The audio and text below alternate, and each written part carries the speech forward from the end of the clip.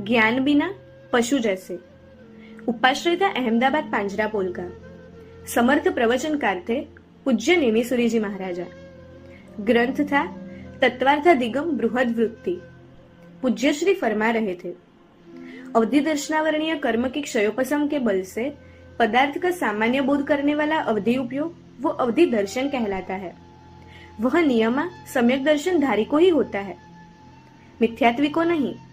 यह सुनकर एक श्रावक ने प्रश्न किया, साहेब, यदि अवधि दर्शन नियमा सम्यक्त्वी को ही होता है तो आगम में अवधि दर्शन का उत्कृष्ट स्थिति काल 266 सागरोपम प्रमाण बताया है, वह कैसे संभव है?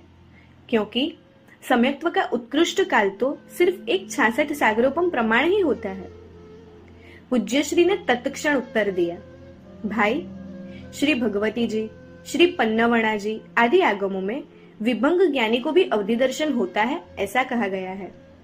उस अपेक्षा से विभंग ज्ञान के 66 और अवधि ज्ञान के 66, इस तरह 266 सागरोपम तक अवधि दर्शन होता है।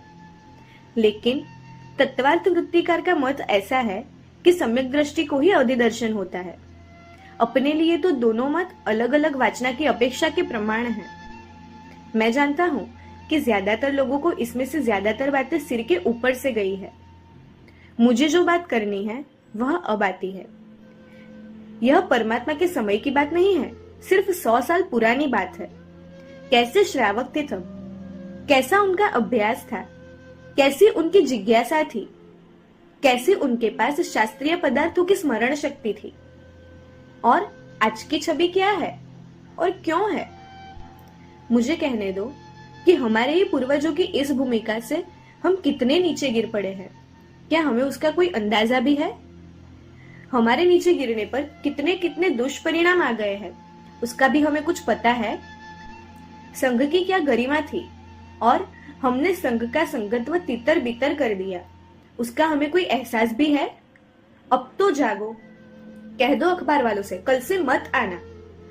कह दो पंचायतियों को मेरे पास वक्त नहीं है। तोड़ फोड़ डालो अपने फोन के डिब्बे को, तोड़ दो अपने टीवी को, और सद्गुरु के सानिध्य में उनकी उंगली पकड़कर ज्ञान के शिखरों को सर करने के काम में लग जाओ।